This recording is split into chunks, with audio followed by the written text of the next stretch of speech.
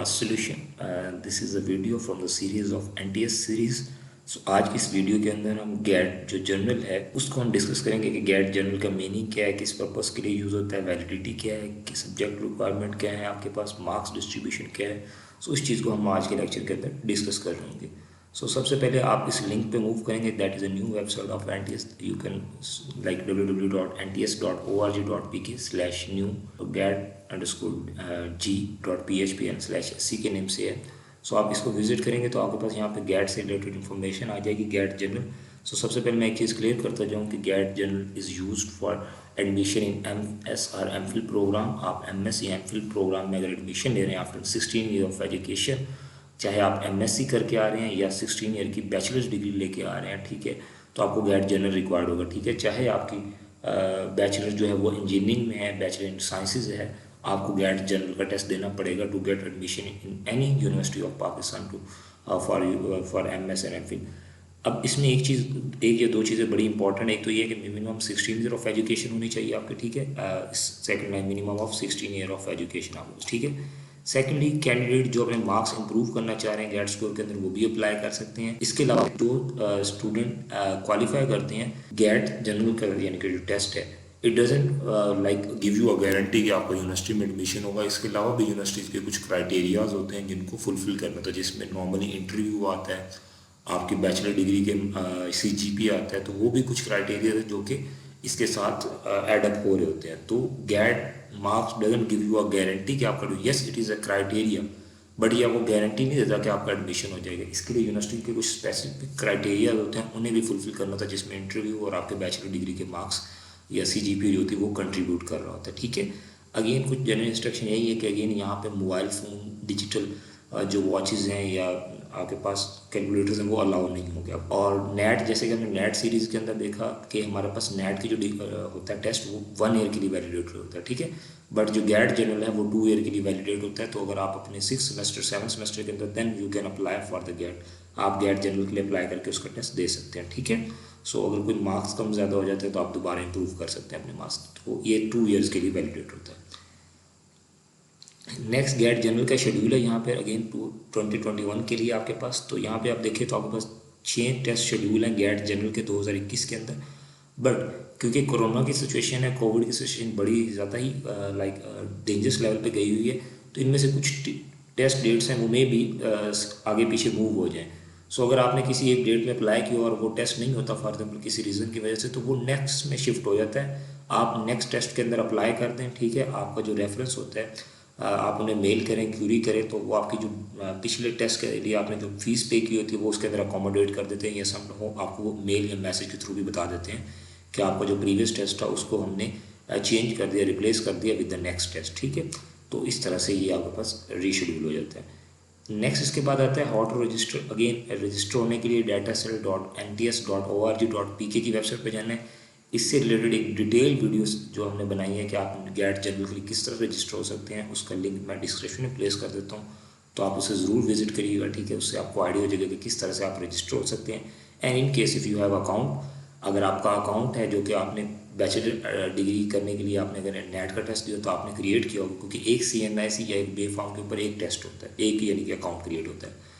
तो सम हो अगर इतना पुराना अकाउंट हो और आपको पासवर्ड भूल जाए तो फॉरगेट पासवर्ड या how to reset a password, उससे रिलेटेड भी वीडियो एक गिवन की गई है.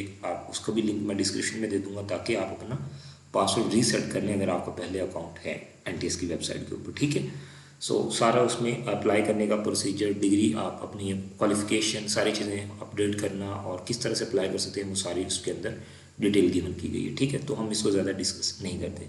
नेक्स्ट आती है आपके पास डिस्ट्रिक्ट लिस्ट. ये डिस्ट्रिक्ट लिस्ट है कि हमारे पास कॉरस्पॉन्डिंग डिस्ट्रिक्ट कौन सा आपको फील होता है, ठीक है, लगता है जो आपके यानी कि उस तहसील के अंदर आप किस डिस्ट्रिक्ट के अंदर आते हैं, या एक पंजाब है जो प्रोविंस, उसके अंदर कौन कौन से डिस्ट्रिक्ट हैं जहाँ पे इनके सेंटर्स होते हैं, ठीक है. बाकी मैं टेस्ट डे इंस्ट्रक्शन से पहले टेस्ट सिटीज़ के ऊपर आ जाऊँ तो ये वो टेस्ट सिटीज़ हैं जहाँ आपके पास गेट जनरल कंडक्ट होता है. अगेन नेट की तरह ये जो रेड में आपके पास फर्स्ट 8 जो है टेस्ट सिटीज़ ये कंपल्सरी सिटीज़ हैं. इट मीन यहाँ पे टेस्ट लाजमी होता है, ठीक है. बाकी जो आपके पास नीचे बॉटम में अगर आप देखें कुछ आपके पास 9 से लेकर सीरियल नंबर 13 तक जो सिटीज़ हैं ये ऑप्शनल सिटीज़ हैं. ऑप्शनल सिटीज़ मीन अगर यहाँ पे 200 कैंडिडेट से ज़्यादा कैंडिडेट रजिस्टर्ड होते हैं फॉर गेट जनरल, तो देन ये टेस्ट कंडक्ट होगा इस सिटी के अंदर, अदरवाइज यहाँ पे ये टेस्ट कंडक्ट नहीं होगा। बाकी आपको इन 1 ऑफ 8 में से ही कोई सिटी सिलेक्ट करना पड़ेगा। सो दैट्स वाई जब आप अप्लाई करते हैं तो आपके पास 2 सिटीज़ की ऑप्शन आती है, एक प्राइमरी और एक सेकेंडरी। प्राइमरी मीन अगर आप बहावलपुर या इनमें से किसी सिटीज़ को बिलोंग करते हैं तो आप पहले वो सिलेक्ट करें, बट अगर वहाँ पे कैंडिडेट नहीं होते तो इन दैट केस आप उस सेकेंडरी सिटी सिलेक्ट करने का वो कहते हैं, तो आप इनमें से जो भी सिटी आपको करीब हो आप वो सिलेक्ट कर सकते हैं, ठीक है। नेक्स्ट आता है test day instruction. Again test day instruction, अगर आप लोगों ने नेट का टेस्ट दिया, मोस्ट ऑफ द स्टूडेंट ने नेट का टेस्ट दिया होगा या कोई भी एंट्रेंस टेस्ट दिया होगा, उसी से रिलेटेड है कि रिपोर्टिंग टाइम पे आप लोगों ने वहाँ पे पहुँचना होता है with the roll number slip. So if you do not have the roll number slip, उसके ऊपर ही टाइम रिपोर्टिंग टाइम पहले से स्पेसिफाई होता है। अगर आपके पास रोल नंबर स्लिप नहीं होगी इन हार्ड फॉर्म तो आप को एंटर नहीं होने देंगे टेस्ट सेंटर में। तो मेक श्योर करें कि आप अपनी जो रोल नंबर स्लिप है वो जो रोल नंबर स्लिप है यानी इलेक्ट्रॉनिक जो रोल नंबर स्लिप है जो वेबसाइट पे आपके पास होगी, आप उसका प्रिंट एक ज़रूर अपने पास रखें, ठीक है। अगेन कंपोजिशन वही है हमारे पास, जो क्वेश्चन बुकलेट होंगे वो 5 डिफरेंट कलर्स के होंगे ये, ठीक है, शफल्ड होंगे। इट मीन आप किसी दूसरे से एमसीक्यूज नहीं पूछ सकते, क्योंकि वहाँ पे जो उसका फर्स्ट एमसीक्यूज में भी वो आपका 5th या 6th एमसीक्यूज हो, तो इस तरह से ये आपके पास शफल्ड होते हैं, ठीक है। और शुरू में ये बुक्स होती हैं सील्ड, तो कैंडिडेट खुद ही जब टाइम स्टार्ट होता है या जब इन्विजिलेटर आपको कहता है तब आप उन शीट्स को ओपन करके सॉल्व करना स्टार्ट कर देते हैं, ठीक है। इसके बाद आ जाते हैं हमारे पास पेपर डिस्ट्रीब्यूशन। अब पेपर डिस्ट्रीब्यूशन क्या है वो इसमें ज़रा इंपॉर्टेंट है। अब हमारे पास गैट जनरल जो पेपर डिस्ट्रीब्यूशन होती है mean after 16 year of education, ये जनरल होता है, इसमें सब्जेक्ट से रिलेटेड कुछ भी नहीं होता, सारा का सारा जनरल पोर्शन होता है। सबसे पहले आपके पास वर्बल रीजनिंग है, दैट इज़ ऑफ 35%। देन आपके पास क्वान्टिटिव रीजनिंग आती है, that is of 35%, and analytical reasoning that is of 30%। Total आपके पास 100 मार्क्स का ये 100% ये पेपर होता है परसेंटेज के टर्म में देखा जाए तो। ये आपके पास मतलब बिजनेस एंड इंजीनियरिंग स्टूडेंट्स के लिए है, ठीक है। गैट ए होता है अगर आप इंजीनियरिंग स्टूडेंट हैं, कोई भी आपकी इंजीनियरिंग की डिग्री है, सो आप गैट ए के लिए अप्लाई करेंगे, ठीक है। गैट ए इसे कहते होते हैं जिसमें इंजीनियरिंग और बिजनेस से रिलेटेड स्टूडेंट आते हैं। देन गैट बी आ जाता है जिसमें art, humanities and social sciences. तो जब आप अप्लाई करते हैं गैट उनमें अगर आप इनमें कोई भी सब्जेक्ट चूज करते हैं सो आपको पता लग जाएगा कि आपकी कैटेगरी कौन सी चूज़ की है, तो कैटेगरी बी को बिलोंग कर रहे होंगे। बट अब यहाँ पे जो मार्क्स की डिस्ट्रीब्यूशन है वो थोड़ी शफल हो जाएगी। वर्बल रीजनिंग जो है यहाँ पे 50% आ जाएगी, ठीक है, और क्वांटिटेटिव जो होगी वो 30% एंड एनालिटिकल जो रीजनिंग का पोर्शन होगा वो आपको 20% कंट्रीब्यूट कर रहा होगा। अगर हम गैट सी के ऊपर जाएँ जो कि एग्रीकल्चर, वेटरनरी, बायोलॉजी, ठीक है, और इससे रिलेटेड ज़्यादातर है, उसमें अगर आप देखें तो वर्बल रीजनिंग 45 आती है। अब क्वान्टिटेटिव रीजनिंग जो होगी वो 35% इसमें एडअप करेगी और एनालिटिकल रीजनिंग 25% कंट्रीब्यूट कर रही होगी। अगेन मैं बता देता हूँ गैट जनरल के अंदर आपके सब्जेक्ट से रिलेटेड कोई एमसीक्यूज नहीं होता, तो कंफ्यूज नहीं हो जाना कि गैट ए, गैट बी या गैट सी हमने सेलेक्ट किया तो शायद हमारे सब्जेक्ट से रिलेटेड कुछ नो। गैट ए बी सी सिर्फ मार्क की डिस्ट्रीब्यूशन थोड़ी शफल हो जाती है, ठीक है। तो इसमें सब्जेक्ट का कोई कंट्रीब्यूशन नहीं होती कि आपका सब्जेक्ट के लिहाज से कोई एमसीक्यू उसमें आ रहा होगा, ठीक है। लेकिन मेक श्योर करें कि आप का जो सब्जेक्ट बैकग्राउंड है आप गैट जनरल की उसी कैटेगरी को चूज़ करें।